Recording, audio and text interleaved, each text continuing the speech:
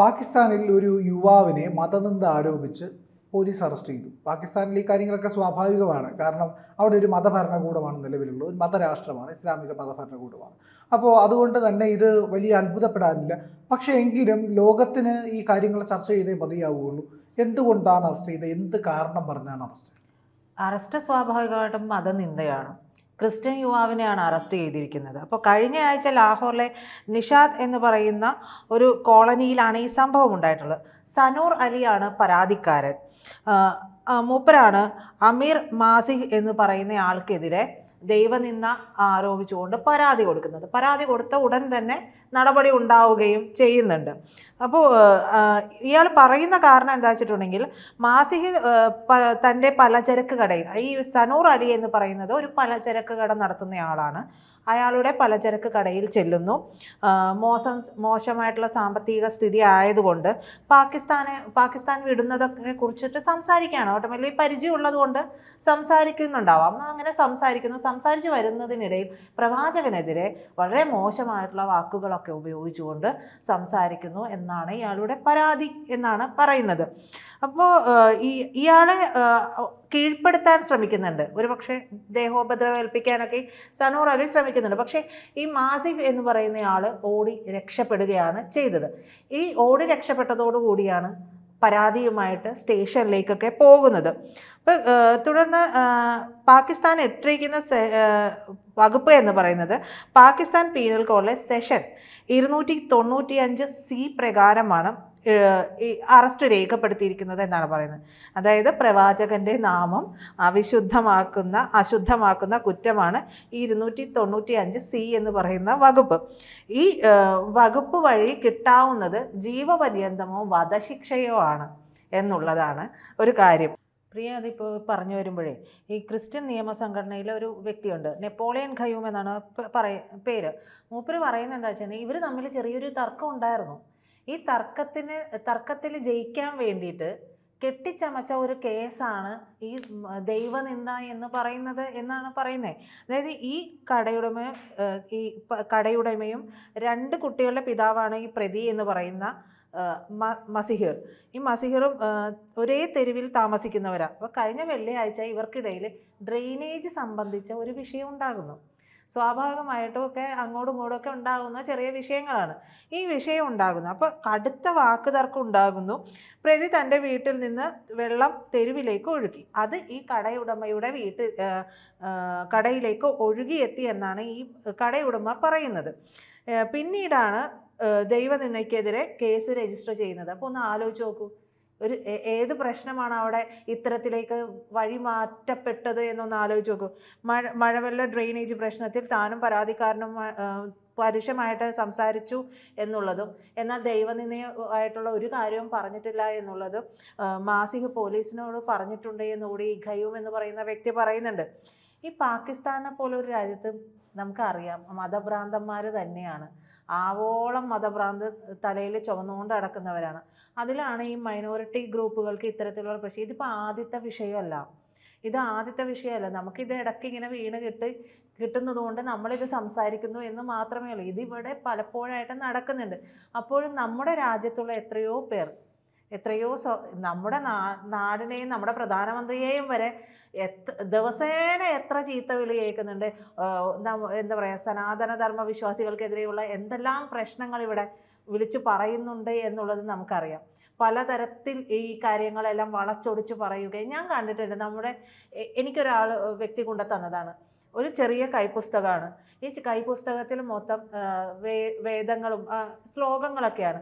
ഈ കുഞ്ഞു ശ്ലോകങ്ങളെ വക്രീകരിച്ചുകൊണ്ട് ഈ ബുക്ക് ഇറക്കിയിരിക്കുകയാണ്. എൻ്റെ ഉദ്ദേശം എന്താണെന്ന് വെച്ചിട്ടുണ്ടെങ്കിൽ, ഞാനിത് വായിച്ചു കഴിഞ്ഞിട്ട് ഇവരിലേക്ക് പോവുക.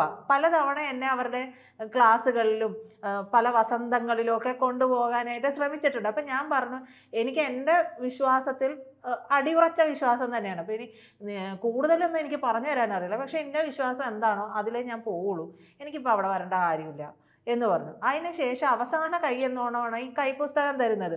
അതിന് മൊത്തം പറയുന്നത് ഈ ഹൈന്ദവ വിശ്വാസങ്ങൾക്കെതിരെയുള്ള, നമുക്ക് പറയാൻ പറ്റില്ലേ, ചില വാചകങ്ങൾ അടർത്തിയെടുത്തുകൊണ്ട് വക്രീകരിച്ച് പറയില്ലേ, അതുപോലെയാണ് ആ ശ്ലോകം. ഞാൻ ഇന്നും എൻ്റെ ഫേസ്ബുക്കിൻ്റെ അവസാനം ഏറ്റവും ആദ്യം പോസ്റ്റ് ചെയ്തിരിക്കുന്നത് നോക്കി കഴിഞ്ഞാൽ ഞാൻ ഇത് പറഞ്ഞിട്ട് പങ്കുവച്ചിട്ടുള്ള കുറിപ്പാണ്.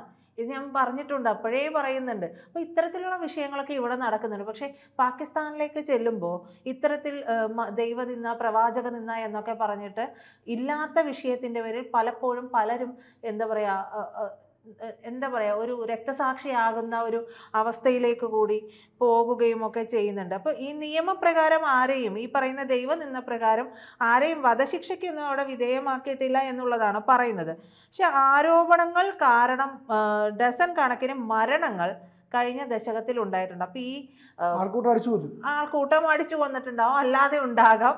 അപ്പോൾ പോലീസ് അല്ലെങ്കിൽ നിയമം ശിക്ഷിച്ചില്ലെങ്കിലും അവിടെ ശിക്ഷിക്കാൻ അതല്ലാത്ത മതകോടതികൾ ഉണ്ടാകാം, ആൾക്കൂട്ട വിചാരണകൾ ഈ പറയുന്നത് പോലെ ഉണ്ടാകാം, അത്തരത്തിലുള്ള കാര്യങ്ങളുണ്ട്. അപ്പോൾ പ്രതികളൊക്കെ പലപ്പോഴും നീണ്ട വിചാരണയ്ക്ക് മുമ്പുള്ള തടങ്കലുകളും അന്യായമായ വിചാരണകളും ഒക്കെ ഭീഷണിയും കൊലപാതക ഭീഷണി വരെ അവിടെ നേരിടുന്നുണ്ട് എന്നാണ് പറയുന്നത്. ഇതിപ്പോൾ ഇത് ആദ്യമായിട്ടല്ല കേട്ടോ, ഇതിനു മുമ്പ് പറഞ്ഞ ഒരു കേസുണ്ട്, അതുകൂടി നമുക്ക് പറയാമെന്ന് തോന്നുന്നു. 2009 പാകിസ്ഥാനിലെ പിടിച്ചു കുലുക്കിയ ഒരു ആസിയ ബീവി കേസ് എന്നാണ് പറയുന്നത്.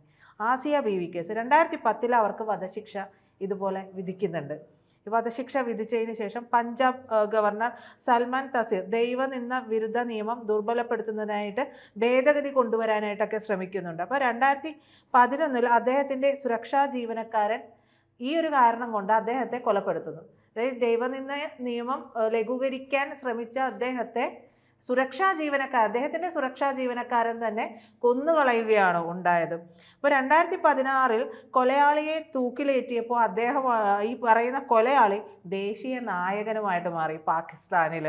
അപ്പോൾ 10 ലക്ഷത്തിലധികം പാകിസ്ഥാനികളാണ് ഈ പറയുന്ന തൂക്കിലേറ്റപ്പെട്ട ഒരാളെ തൂക്കിലേറ്റുമ്പോൾ അവിടെ ദൃക്സാക്ഷി, ഈ പറയുന്ന ശവസംസ്കാര ചടങ്ങിൽ പങ്കെടുക്കാൻ വേണ്ടി എത്തിയത് 10 ലക്ഷം പേര് എത്തിയെന്നാണ് പറയുന്നത്. അപ്പോൾ ഇന്ത്യൻ സംസ്ഥാനമായിട്ടുള്ള പഞ്ചാബിലും സമാനമായ ഇത്തരത്തിലുള്ള സാഹചര്യം ഉണ്ട് എന്നാണ് പറയുന്നത്. എന്തായാലും ആസിയയ്ക്ക് പിന്നീട് മാപ്പ് നൽകിയ ഒരു ചരിത്രമാണ് ഉണ്ടായിട്ടുള്ളത്.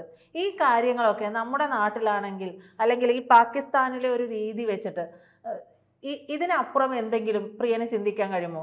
ഒരിക്കലും കഴിയില്ല. അതായത് പാകിസ്ഥാനിൽ ഈ പറയുന്ന മൈനോറിറ്റിയെ വംശഹത്യ ചെയ്യുന്ന, മൈനോറിറ്റി എന്ന് പറഞ്ഞാൽ അവിടുത്തെ ഹിന്ദുക്കളെ വംശഹത്യ ചെയ്തിട്ടുണ്ട്, അവിടുത്തെ സിഖുകാരെ വംശഹത്യ ചെയ്തുകൊണ്ടിരിക്കുന്നു. അഹമ്മദിയ എന്ന് പറയുന്ന മുസ്ലിങ്ങളെ തന്നെ അവർ കൂട്ടത്തോടെ കൊന്നെടുക്കാറുണ്ട്. അത് ഇവരുടെ ഒരു ശീലമാണ്. ഈ പറയുന്ന മതത്തിൻ്റെ ഒരു പ്രശ്നമാണത്. അവർക്ക് ഈ പറയുന്ന കാഫറിനെ കൊന്നാൽ സ്വർഗം കിട്ടും, മദ്യപ്പുഴ കിട്ടും, 72 ഹൂറിമാരെ കിട്ടും. അപ്പോൾ ഇത്രയും ഡീപ്പായിട്ടുള്ള ഒരു വിശ്വാസമുള്ള ആൾക്കാരെ നമുക്ക് എന്ത് പറയാൻ കഴിയും, എന്ത് ചെയ്യാൻ കഴിയും, തിരുത്താൻ കഴിയുമോ? ഒരു അല്പമെങ്കിലും ഈ പറയുന്ന പാമ്പിനെ പോലും നമുക്ക് എന്ത് ചെയ്യാൻ പറ്റും, നിയന്ത്രിക്കാൻ പറ്റും ഒരു ചലനങ്ങൾ. പക്ഷേ അതിനേക്കാൾ വിഷമുള്ള ഇത്തരം ജീവികളെ നമുക്കൊന്നും ചെയ്യാൻ കഴിയില്ല. അപ്പോൾ ഈ പറയുന്ന മൂഢത്വത്തിന് എതിരെയാണ് അഹമ്മദിയ എന്ന് പറയുന്ന വിഭാഗം ഉയർന്നു വന്നിട്ടുള്ളത്. അവർ പറയുന്ന മുദ്രാവാക്യം ഇതാണ്: hatred four none, love for ആൾ. ആരെയും വെറുക്കുന്നില്ല, എല്ലാവരെയും സ്നേഹിക്കുക. അത് സൂഫിസം പറയുന്നത് അത് തന്നെയാണ്. ഈ ഖുറാൻ പറയുന്നതും ഈ പറയുന്ന ഇസ്ലാം പറയുന്നതും നബി പറഞ്ഞതുമായിട്ടുള്ള കാര്യങ്ങളൊക്കെ തന്നെ മനുഷ്യസ്നേഹമാണ്. അതുമായിട്ട് ബന്ധപ്പെട്ട് നിൽക്കാനാണ് പറഞ്ഞിട്ടുള്ളത്, ഒരിക്കലും മനുഷ്യനെ വെറുക്കാനല്ല. ഇതിനകത്ത് ചില കാര്യങ്ങളൊക്കെ ഉണ്ടായിരിക്കും, ഈ പറയുന്ന ഖുറാനകത്തെ വാക്കുകളൊക്കെ അതൊക്കെ അതിൻ്റേതായ കാലഘട്ടത്തിൽ ഉണ്ടായിരുന്നതാണ്. യുദ്ധകാലഘട്ടത്തിൽ ഇല്ലെങ്കിൽ മറ്റൊരു അവസ്ഥയിൽ അവിടുത്തെ സാമൂഹിക എത്ര നൂറ്റാണ്ട് മുമ്പ്, 7-ാം നൂറ്റാണ്ടിലും 8-ാം നൂറ്റാണ്ടിലും ഒക്കെ ഉരുവാകുന്ന ഒരു മതത്തിൻ്റെ തത്വശാസ്ത്രങ്ങൾ ആ കാലഘട്ടത്തിലുള്ളതാണ്. അതിപ്പോൾ ആപ്ലിക്കബിൾ അല്ല. ഇപ്പോൾ ആപ്ലിക്കബിൾ ആവുന്നത് അതിനെ നല്ല രീതിയിൽ ഉപയോഗിക്കുമ്പോൾ മാത്രമാണ്. അപ്പോൾ ഇസ്ലാമിനെ ദുർവ്യാഖ്യാനം ചെയ്ത് അതിനെ മനുഷ്യവിരുദ്ധമാക്കി മാറ്റുന്ന പാകിസ്ഥാനിലെ ചില ആൾക്കാരുടെ പ്രവണതയാണ് ഇത്തരത്തിലുള്ള ഒരു പൊതു പ്രവണതയായിട്ട് മാറുന്നത്. അതിനെ നിയന്ത്രിക്കാനും മനുഷ്യത്വത്തോടുകൂടി കാണാനും കഴിയുന്ന ഒരു വിഭാഗത്തെ ഉണ്ടാക്കിയെടുക്കുകയാണ് അഹമ്മദിയ കമ്മ്യൂണിറ്റി ചെയ്തത്. അവരെയും കൂട്ടക്കൊല ചെയ്യുക, അവിടെ ഹിന്ദുക്കളെ കൂട്ടക്കൊല ചെയ്യുന്നു, സിഖുകാരെ കൂട്ടക്കൊല ചെയ്യുന്നു, ജൈനന്മാരെയും ബുദ്ധിസ്റ്റുകളെയും പാഴ്സികളെയും മുഴുവൻ ഈ പറയുന്ന ഈ മറ്റ് വിഭാഗങ്ങളെ, ഷിയാക്കളെ എല്ലാം കൂട്ടക്കൊല ചെയ്യുന്ന ഒരു സംഗതിയാണ് പാകിസ്ഥാൻ നടന്നുകൊണ്ടിരിക്കുക. മതം തലയ്ക്ക് പിടിച്ചു കഴിഞ്ഞാൽ മലത്തേക്കാൾ ദുർഗന്ധമുള്ളതാണത്. അപ്പോൾ അത്തരത്തിലുള്ള ദുർഗന്ധം പേറി നടക്കുന്ന ആൾക്കാരാണ് ഈ പറയുന്ന കൊലപാതകം ചെയ്യുന്നത്. അല്ലാതെ ശരിയായിട്ടുള്ള ഇസ്ലാം കൊല്ലാൻ പറയുന്നില്ല, അത് സ്നേഹിക്കാനാണ് പറയുന്നത്. അത് മനസ്സിലാക്കാത്തതിൻ്റെ പ്രശ്നമാണ് ഈ പറയുന്ന പാകിസ്ഥാനിൽ സംഭവിച്ചുകൊണ്ടിരിക്കുന്നത്. പാകിസ്ഥാൻ ഉണ്ടായ സമയത്ത് ഒരു മതരാഷ്ട്രമായിരുന്നില്ല, ഒരു ജനാധിപത്യ രാഷ്ട്രമായിരുന്നു. ഇപ്പോൾ അതിൻ്റെ അവസ്ഥ ഇങ്ങനെ മാറിയതാണ്. അതെ, അത് ഈ പറയുന്നത് പോലെ ഈ പാകിസ്ഥാൻ രാജ്യം നിലവിൽ വരുന്നതിന് മുമ്പ് തന്നെ ഈ പറയുന്ന രീതിയിൽ മതനിന്ദ വിരുദ്ധ നിയമമൊക്കെ ഉണ്ടായിരുന്നു.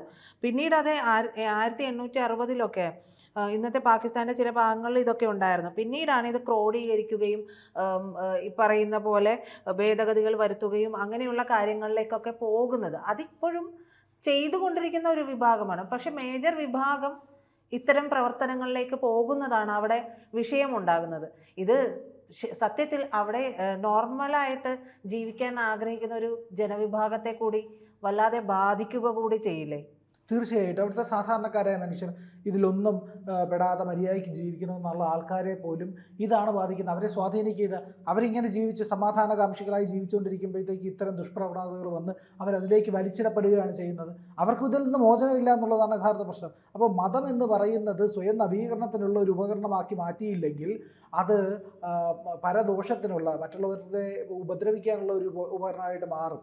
അപ്പോൾ അത് മനസ്സിലാക്കിയില്ലെങ്കിൽ പരനെ ഹിംസിക്കുമ്പോൾ സ്വയം ഹിംസ ചെയ്യുകയാണെന്നുള്ള ഒരു കാര്യം കൂടിയുണ്ട്. അപ്പോൾ മതത്തിൻ്റെ ആത്യന്തിക ലക്ഷ്യമെല്ലാം അവിടെ നശിച്ചു പോവുകയാണ് ഇത്തരത്തിലുള്ള ദുഷ്പ്രവണതകളിലൂടെ സംഭവിക്കുന്നത്.